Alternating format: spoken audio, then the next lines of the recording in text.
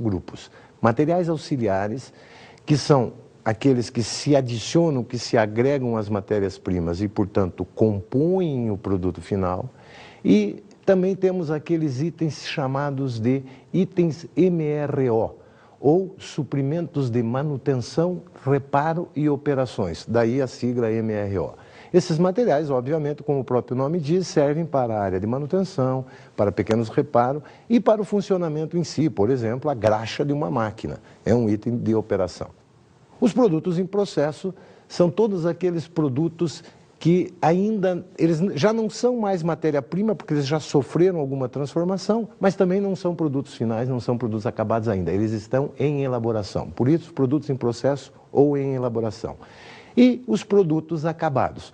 Produtos acabados são aqueles que vão aos clientes finais da organização. Nós podemos ver a classificação dos estoques pelas suas funções. Pelas suas funções, os estoques podem ser classificados como estoques de antecipação. Um estoque de antecipação é aquele, como o próprio nome diz, que se forma em antecipação às necessidades. As necessidades da produção, as necessidades dos clientes. Então, são os estoques que são formados para necessidades futuras. Tenho também os estoques chamados estoques de ciclo. O que é o estoque de ciclo? O estoque de ciclo é aquela quantidade de materiais que eu mantenho estoques para atender a um determinado ciclo de operações da organização. Ou seja, uma organização tem um ciclo operacional que se inicia com a compra, com a fabricação, com a estocagem, a venda, o recebimento e reinicia novamente o processo com a compra e tal. Este ciclo é chamado de ciclo operacional. O estoque de ciclo é o estoque mantido para fazer frente a este tempo de duração deste ciclo operacional. Temos também os chamados estoques em trânsito. Um estoque em trânsito, como o nome diz, ele está em trânsito, está no trânsito, ou seja, ele não está nem na origem, que são os fornecedores, nem no destino, que é a organização. Ou não está na organização e nem no cliente final. Então ele está em trânsito, está em movimentação. Esses estoques parecem irrelevantes, muita gente não dá importância a ele, porém, com a globalização, os tempos de trânsito aumentaram significativamente. E, considerando-se os termos de compra de contratos internacionais, eventualmente eu tenho que considerar de quem são esses estoques quando eles não estão nem na origem nem no destino. Se acontecer alguma coisa com eles durante o período de trânsito, quem assume a responsabilidade por eles? Então, eles têm que ser muito bem planejados também.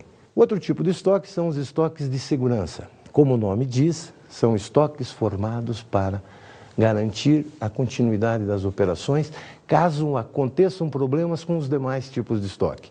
Ou seja, o estoque de segurança, também chamado estoque reserva, é uma parte dos estoques que fica guardada para ser utilizada somente no momento de uma emergência.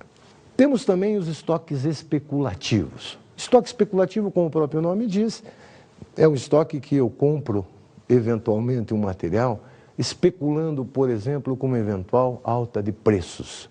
Ocorre, se eu imagino, se eu especulo que eventualmente possa ocorrer um aumento de preço, eu faço um estoque antecipando essa alta. Um outro tipo de estoque é chamado estoque parado. Estoque parado, como o próprio nome diz, é o estoque parado. Não se mexe, não se move, não apresenta giro. Essa palavrinha giro é fundamental em administração de materiais.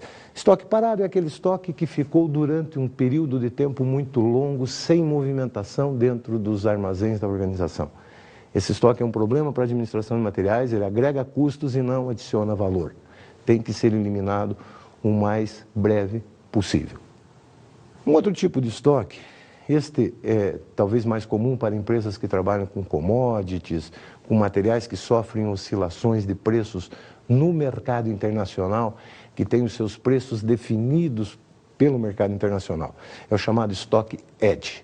Estoque hedge é um estoque formado como segurança às oscilações de preço no futuro, daquele item, daquela commodity.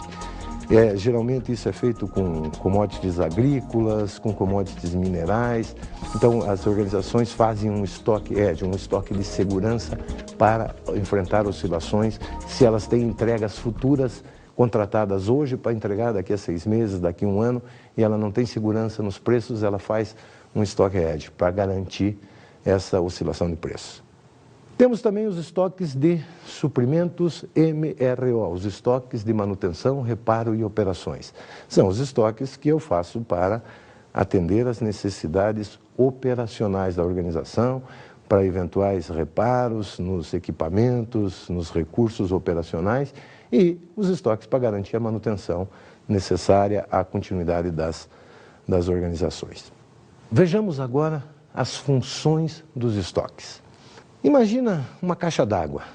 Como é que funciona uma caixa d'água? Ela tem uma entrada que é alimentada pelo suprimento das companhias de abastecimento de água, né? E ela tem uma saída.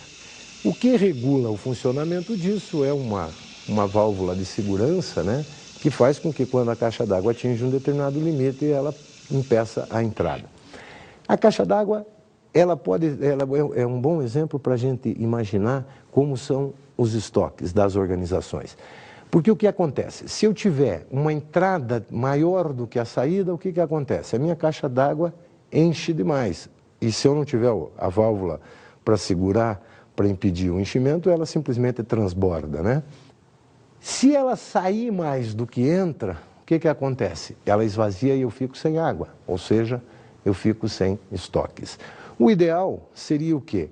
Que a entrada e a saída tivessem a mesma velocidade, a vazão fosse exatamente a mesma.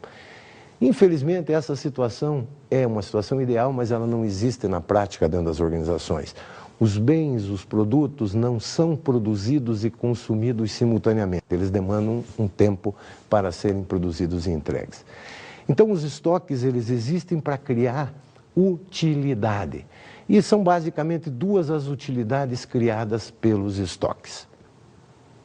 A primeira das utilidades é a chamada utilidade espacial, ou seja, eu colocar o estoque no lugar, no espaço físico onde ele seja necessário. E a segunda utilidade é a utilidade temporal, ou seja, colocar o produto na hora em que ele é necessário para que o cliente que dele necessite tenha à sua disposição.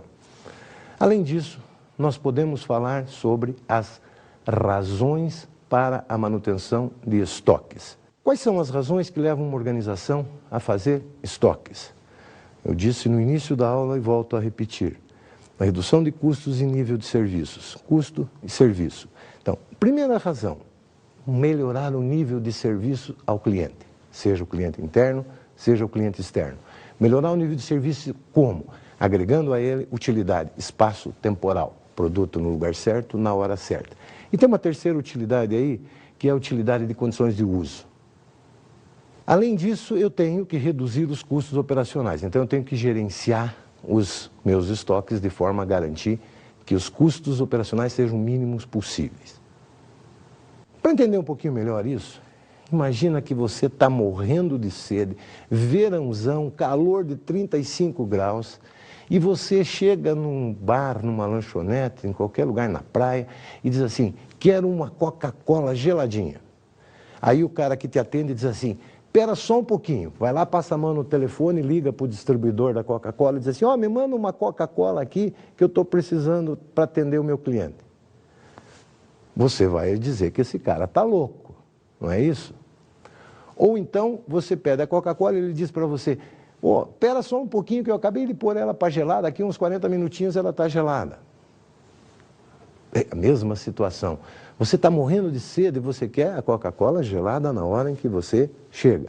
Aí se você chega lá e o cara disser assim para você, olha, eu não tenho a Coca-Cola, ela não está gelada. Ou eu tenho, mas ela não está gelada. Mas em compensação eu tenho Pepsi, está geladinha. O que você faz? Você vai sair de bar em bar até achar uma Coca-Cola gelada? Ou você aceita a Pepsi ou um outro refrigerante que o camarada te ofereça?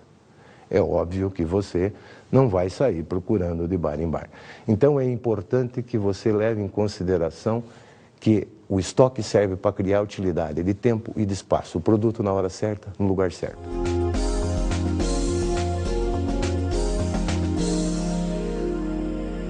Então eu gostaria de sugerir que vocês fizessem uma visita ao site da ABNT, Associação Brasileira de Normas Técnicas, onde vocês poderão ver as questões de normatização e normalização, e também ao site da IAM Brasil ou do GS1 Brasil, que é o grupo que trata da questão da utilização de código de barras. Além disso, eu gostaria de deixar como sugestão para vocês o livro Logística e Operações Globais, Textos e Casos. São vários autores, né? O Dornier, o Philippe Pierre Dornier é o principal autor, mas são vários autores, da editora Atlas, que é um livro que mostra um pouco de como funciona hoje a logística nesse contexto global em que as organizações estão inseridas. Eu acredito que se vocês fizerem uma leitura, claro, não precisa ler o livro todo, mas de alguns capítulos, aqueles capítulos que chamarem mais a atenção de vocês, qualquer um deles vai dar para vocês essa noção de como as coisas acontecem.